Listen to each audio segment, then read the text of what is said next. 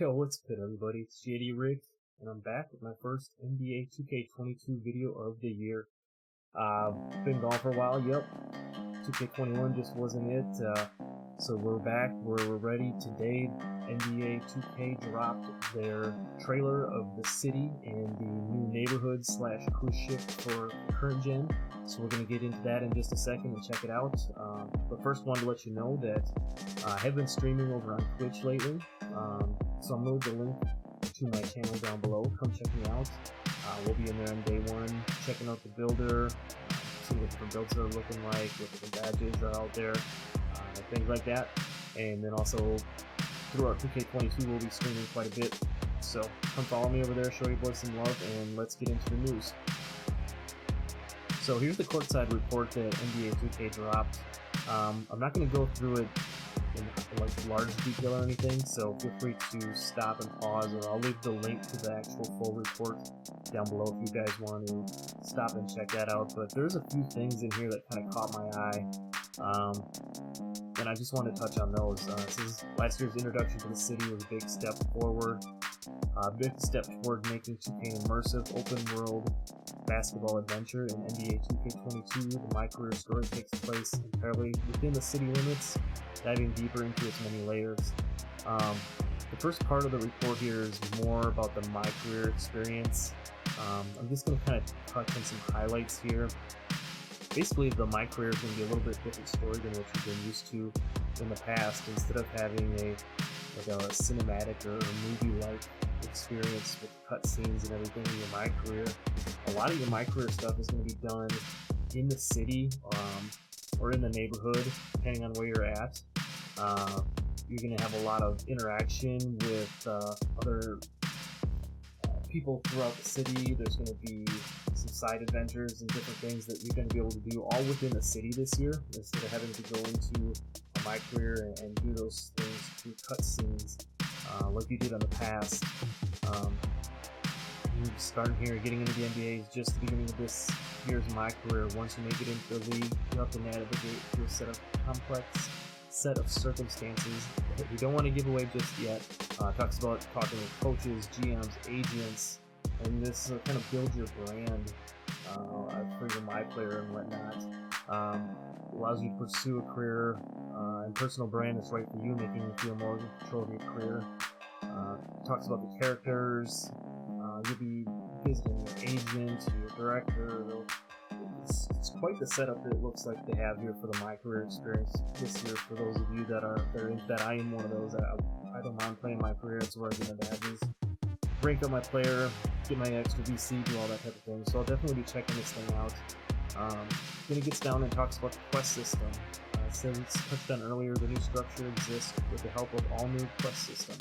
Players open world RPGs will be familiar with the type of vibe we're going for. You're not just taken from cutscene to cutscene. Instead, you choose who to talk to, and when triggering tons of unique interactions with interesting personalities filmed in a cinematic style. Again, like I said, instead of being in the My Career and then at the end of the game you're doing an interview and you're doing a cutscene and you're doing this and that, you're going to be doing all of that through the actual city itself, and it's going to be part of the city, more of that open world type of experience. Talks about music and fashion and different things that you can get into on that end of things. Building your personal brand. NBA stars have quickly developed this personal brand and make the most of endorsement opportunities. So this year we're introducing a personal brand system that mirrors the real world dynamic. We'll keep track of everything you do on and off the court and assign personal brand points to a variety of characteristics like free spirit, flashy corporate, fundamental, and more. Your actions and decisions will influence that. So again, just adding to it. Side quests. This year we've added a lot more side quests to enrich the experience outside the main story. As they mentioned, music and fashion above it, but there's more to it. Goes on to say, while there's a main story arc that you can follow, there are also tons of opportunities for fun diversions throughout the city that can change on a daily, weekly, and yes, seasonal basis.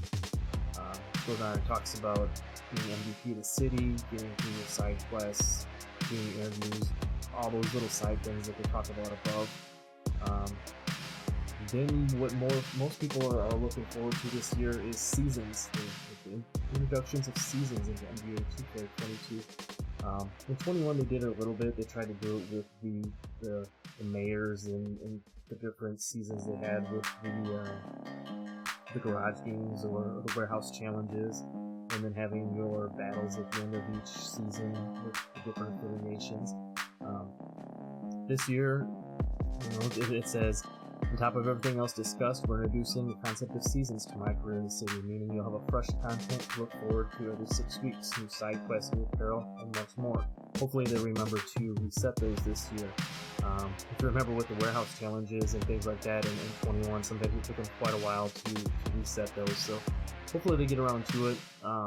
There's a whole another courtside report, talks about the seasons. I can leave the link to that below if you want to go back and read a little more in depth on that. We'll get into some more of that below here, and then it gets into the city itself. Talks about the all-new city. You get the overhead view of the Northside Knights courts.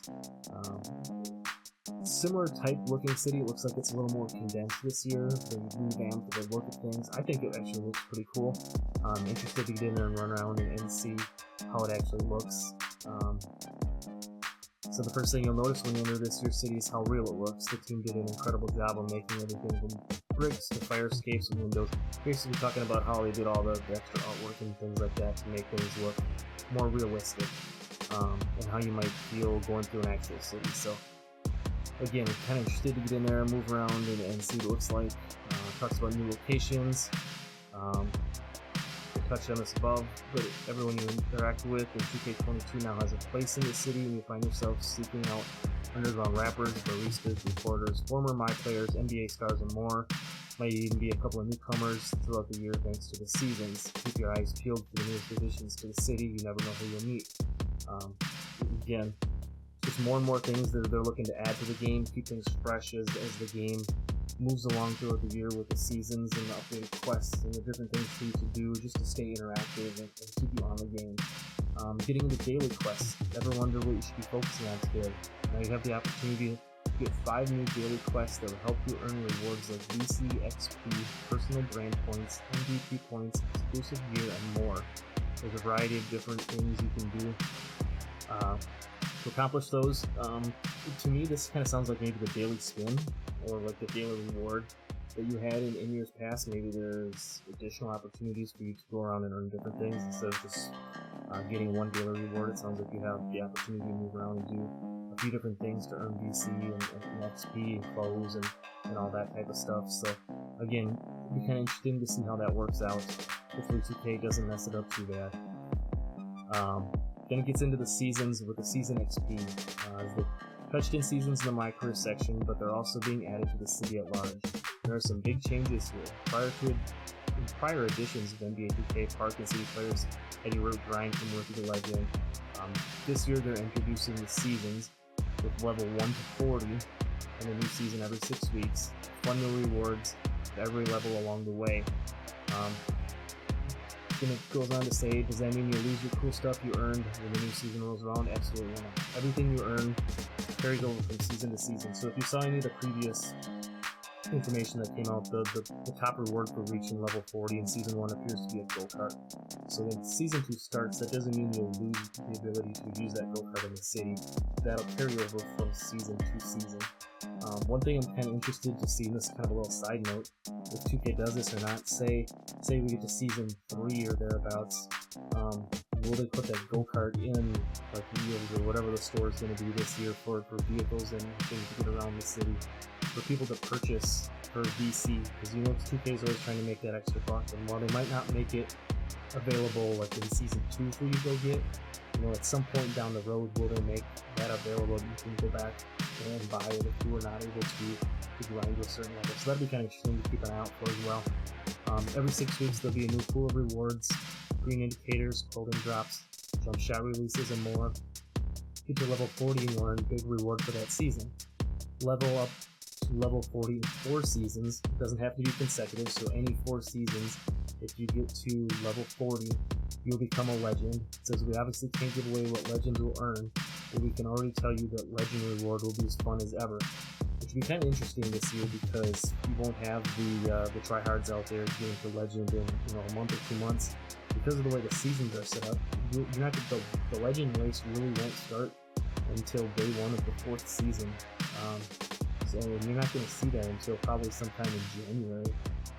So you're going to see a lot of people hitting Legend probably around the same time once we get into that point of things. So it'll be kind of cool to see what they come up with rewards and things like that. People always going to be trying to hit it. I think we'll make a run at this year and see how that goes. So then it just gets to some additional things about refreshing up the seasons, the city itself. The park will be changing, throughout the year like it did before, with different weather, I'm guessing, and features and things like that. Then it gets into this race of the week. This looks kind of interesting. If any of y'all played like Dodgeball back in 2K19 or any of those types of things, this just might be the king of all side quests. That's because whoever wins the race of the week will win 1 million VC. That's going to be a combination of both Xbox and PlayStation players. So the top score or whatever for that week will earn 1 million VC. So got to figure out how to ride those vehicles around the city real fast and then get in there and take your best shot at that. Goes through the new apparel that's out, if you're into that. I know a lot of people have been going crazy because they have Crocs in the game this year. Slides was a big thing they added last year, so I'm sure you'll see a bunch of people running around with the Crocs will be the drippy thing to do, I'm sure. Matchmaking buildings, this is a big one. The most requested feature over the last few years has been matchmaking. We still love hooping on the affiliation courts and holding them down, but for those of you who want matchmaking experience, we've got you covered with the introduction of 4 brand new 24/7 matchmaking modes. The 3v3 player versus player, no squads allowed. This is more for your random. If you're going in by yourself and you don't have a squad, you don't want to face the sweaty tryhards that are on a 20-game win streak. You can go in and take the chances of getting teamed up with some other random people and getting games that way. Kind of like, almost like the come-up court, but it's going to have 6 randoms at one time instead of having a continuous team on the court and then 3 new people coming in or whatever, so that'll be kind of interesting. 3v3 player versus AI. Now this kind of sounds like the warehouse challenges from last year, but with 2 additional teammates, so it's like your squad playing against these people. Now something to keep an eye out here is if they give you XP for this, if they give you XP towards your level 40 conquest for each season, people can be choosing this all day, so it'll be interesting if they just allow you to get like badge progression and overall on that, or if there's something more to it. Maybe there'll be a cap on how many times you can play a certain section or certain group of players or whatever. I guess we'll see. 3v3 player versus player cage matches if you're into that. Another big W is the 1v1 player versus player. A lot of people like to play the one sports. You can get in and get quick games now instead of having to wait in a big line, so that's a big W I know a lot of people are looking for. Affiliations. The city wouldn't be the same without affiliations, and we're delighted to announce they're back and better than ever. We'll see about that. With each affiliation occupying its own unique borough in the city, we've also made a tweak to the XP system, giving you 20% more XP boost for playing games in your home court. I think this was an overcorrection on 2K's part. Instead of taking away 50% XP and traveling to another court or another affiliation like they did last year, they're giving you more for staying on your home court. I think that should be flipped, honestly. You should get more XP for traveling to somebody else's affiliation. That encourages people moving around in the city and playing at different affiliations and not always on your home court. Now you're going to have another divide with each affiliation kind of staying home because you're going to get the most rep for playing there. So I think 2K could have did a little better on that. And then it gets into the events, talks about events are coming back. At the event center, one of the biggest events coming in Season 1 is the Chips Ahoy Weekend Challenge, where the winning baller takes home 1 million VC. So 2K is giving away a lot of VC, it sounds like, with some of these challenges. Says they don't want to give away too much here, but they think you'll enjoy it and what they've got in store. Of course, events will update with each new season. Then it gets into talking about the Gatorade private courts. And then we kind of get into current gen stuff. I'm going to zip through this real quick.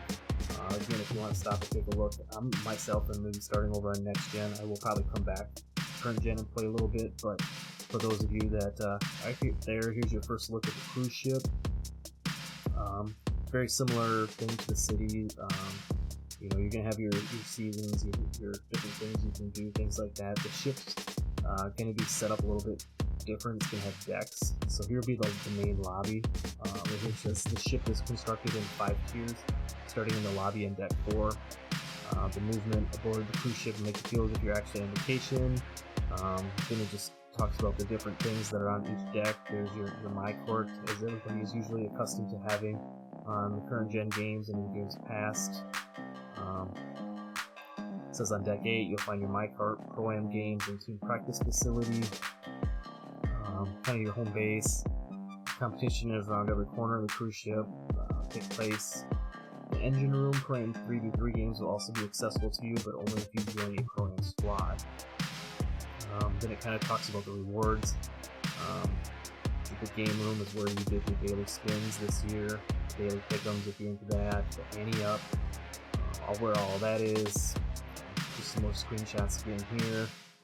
It talks about on deck 4, above deck 14 is deck 15, which features 2v2, 3v3, and the Gatorade training facility. So this is kind of your normal neighborhood type setup with all your cart games and things like that. Talks about on deck 16 you'll find numerous courts waiting to host 3v3 games and even a new 5v5 court. So then, instead of having to go into the wreck, I don't know if this is going to be replacing the wreck, or if it's going to be some type of 5v5 just cart games. I guess we'll see what comes about with that. So you'll be able to easily identify which NPCs offer side quests because they have an exclamation point floating above their head. So again, like next gen, there's going to be different NPCs and different things on the ship and around that you can go check out. Talked about the season excursions. Lastly, to avoid getting cabin fever, the cruise ship will dock in a myriad of locations this year. Seasons will serve as the gateway for exciting new excursions, taking to tropical and recognizable locales. I believe they're starting in the Caribbean. Shout out to Brute for season 1. So it'll be kind of interesting to see what different designs and ideas they come up with those, and the different types of courts that you get to play on. Then it just gets into the closing remarks. Again, if you want to read this, you can slow down or pause. Also, I'll leave the link in the description. So that's all I really got for now on the report. I know that probably went a little bit long, and a million other people have dropped this video today, but I have not done a video in some time, so I wanted to get on and brush up a little bit and get my news out there, and also again let you know about my Twitch channel that I'm streaming over there. Link will be in the description, so stop on by on Friday when the game comes out. We'll be in the builder checking things out, and until then, that's all I got. I'm out. Peace.